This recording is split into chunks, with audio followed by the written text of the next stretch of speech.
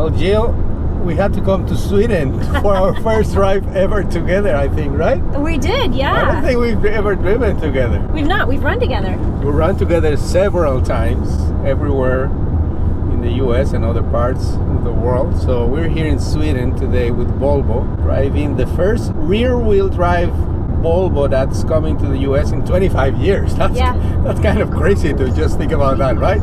Yeah, well, you know, and it's an interesting change. They're able to make the switch back from front-wheel drive to rear-wheel drive when they're not doing all-wheel drive because of the electric powertrain. Yeah, and they claim that it's faster or safer, even in bad climate. They say we have perfect weather together, by the way. They say it's better, safer, it's more range, fast charging capacity. Yeah. So this is the 2024. Let me see, because there are like so many letters and numbers, and right. So this is the C40 Recharge, yes, which is made in Gans in Belgium, but we're here in Gothenburg, where Volvo started. So it's kind of a lot of numbers and names and different cities, but really interesting what Volvo is doing, I think, right? It is. You know, I like the fact that because what my biggest problem with the C40 and the XC40 Recharge previously, it was like 220 miles of range, right? Exactly. And you know, in the United States, that's not good. No, especially with the infrastructure such as it is. But now 297. Yeah, they're getting closer to 300, which for most people is the magic number in terms of range. So that's going to help them a lot. Although they're popular. I mean, I see them all over the place. Actually, in my neighborhood, there are a few of them already. Take the exit on the right. Then turn right. Google talking to us. This has the Google Infotainment system. So we've been warned that there's cameras, there's police, and the speed limits are obviously in kilometers, not miles, so don't get confused with that. I know. Well, thankfully they set it up in miles. It's kilometers per hour. So I'm going to be making the cruise control my friend today, so that I do not speed. So very interesting. We're here in where Volvo started, as I said before. Volvo is a Swedish company, but it's been through different ownerships. It was with Ford for a long time, and I think Ford almost was able to ruin it. And then, when Ford didn't go bankrupt in 2008, but they were forced to sell Aston Martin, Land Rover, Jaguar, Volvo. What else did they have? I don't remember. Well, they got rid of Mercury. Oh, wow, Mercury, that. Yeah, I didn't even remember that. But I mean, like the luxury group was those 4 brands. And Mazda. All of them are doing, Mazda too. Yeah. All of them are doing great without Ford. Ford is doing okay, selling the F-150 mainly in the US. But Volvo, now it's owned by a Chinese company, the Geely Group. But I think from what I've seen and what they say is that they came basically with the money and say, like, keep doing what you know what to do, right?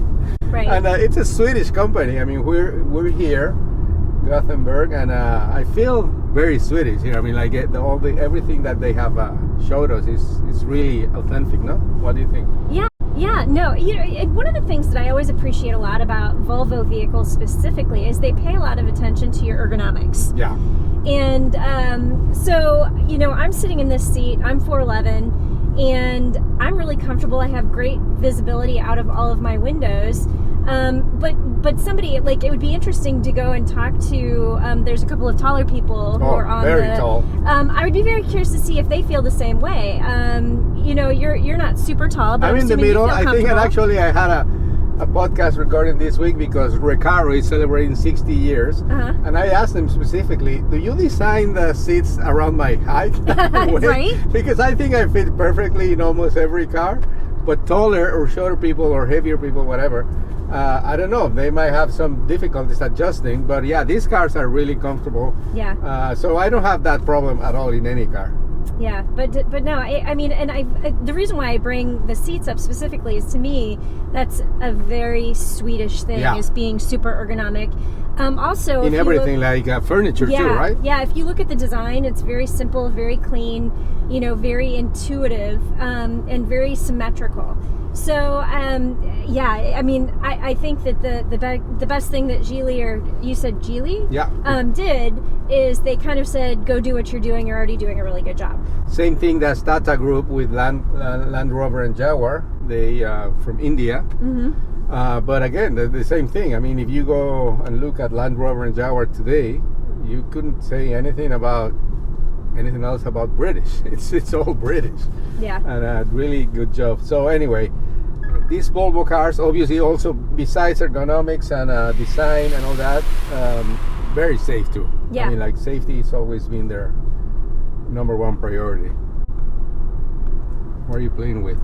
The cruise control. Oh, Because they were very specific about being careful with our speed. Yeah. We just went through a 50-kilometer zone, and then it I didn't jumped back notice. up. Yeah, exactly. And I saw a cop off to the side. So I was just You're paying like, more attention yeah. than me. Oh, well, do not need a ticket in a foreign country. No, of course not. They'll mail it to you back in the States. Yeah, I'm good. Yeah. But no. So I cruise control is going to be my friend today. Excellent. So Volvo is going all electric by 2030, and this is again the refreshed model from the C40 and the XC40, which we're gonna drive later. And these are all electric, and again, new electric motor in the rear, the same electric motor in the front axle that they've been using for now. So we'll see how it goes. Yeah, and I mean, the other interesting thing to point out for 2024 is the motor that they are putting in the rear is Volvo developed, and that is new for this model year as well. And so both the all-wheel drive and the rear-wheel drive models get the new rear motor, which is a Volvo in-house design. You remember all the numbers about range and kilowatt hours for the batteries and all that, or not? I think so. Don't quote me on this. You may have to put some writing in there. But I feel like for the rear-wheel drive model, it's an 82 kilowatt battery, and then was it 79? Okay, for the all-wheel drive. And in terms of range, you're looking at the XC40 gets like 3 miles less of range. So in the rear-wheel drive models, you're looking at 297 for the C40, and then 293. I think it's 293 for the XC40. Exactly. And then when you look at the all-wheel drive versions, and this is also a really good thing for the all-wheel drive models, they've jacked up the range by about 30 miles. So what was it? I think that was her turn. Was that it? Oh, okay. Don't mind me. You remember numbers, but I know, like looking at the speed limit, I'm so focused on the speed limit. The front wheel drive is like 255 and 253. Yeah, so they're now in the range between 250 and 300, or close to 300, which is better from what they have now. And, in 100, turn right. We have one wrong turn, but we're back on track. the route. I'm so focused on the speed. And behind a big truck, but anyway, it doesn't matter. We're gonna finish this drive with the C40, and then we'll switch to the XC40 and we'll continue with our Volvo experience in Volvo Town here in Gothenburg.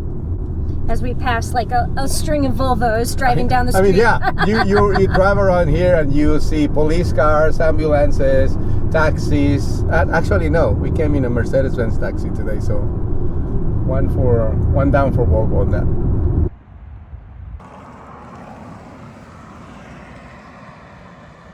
So Jill, we switch places and we switch cars. Yes, we did. I know. So you already drove this one. This is the CX40 Recharge all-wheel drive, or twin as they call it, because it has the two motors. So what did you think about the difference? I mean, I've always liked the C40 a little bit better because it feels lighter, it feels peppier, somehow feels sportier to me. And so I don't not like the XC40, me and all of my double negatives here, but it just feels a little bit heavier, and I don't know if that's due to the fact that it's the all-wheel drive platform, the dual motor, and or this one also might have the bigger battery too. Yeah, if it's just the actual size and heft of the vehicle itself, because it's a different shape. Yeah, and the driving position is a little bit higher because of the way they mount the seats, and because you have a little more headroom, especially in the back, Yeah. because in the C40 goes down. But this one is the all-wheel drive, and obviously you get a little more power, but Yeah. less range, obviously, because you're using more energy for both motors. Yeah. But overall, I think this is a good addition with the new motor developed by Volvo, and more options, and especially the range. Yeah. I think that's the biggest improvement, I guess. Yeah, well, because in the United States they say somewhere around 250 is the sweet spot. I mean, obviously the closer to 300 miles, Yeah, the better. The better for the mind, but most likely. 250 is about the average of what they're seeing. So 220 previously was just way too low. Yeah. So definitely better range, faster charging times, more power. I mean, all good things for this vehicle. Yeah, I guess the only thing that we will not do here is charge or recharge the car. Right. But again, like also the new technology in the battery and the system allows it to charge faster.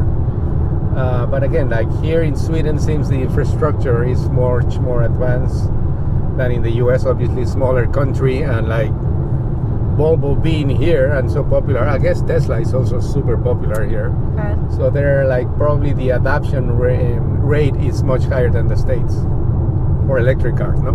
Yeah, well, and just driving around, we have probably 8-9 cars that are in our program, but I've actually seen a lot of them, yeah. XC40 recharges. Yeah. And I mean, every other car on the road is a Volvo. So we know the answer, but you want to ask that question Oh, yeah. to the car? Yeah. So, hey, Google, what's the most popular car in Gothenburg, Sweden? On the website investinggothenburg.com, they say Gothenburg is the home of Volvo and is the automotive capital of Sweden. Well, there's the official answer. It's Volvo. Google and Volvo. And by the way, that's the infotainment system based on the Google platform, which I think every manufacturer should have, because it works, it's easy, everybody knows it. You don't have to learn anything, you don't have to touch the screens or anything, it's already there.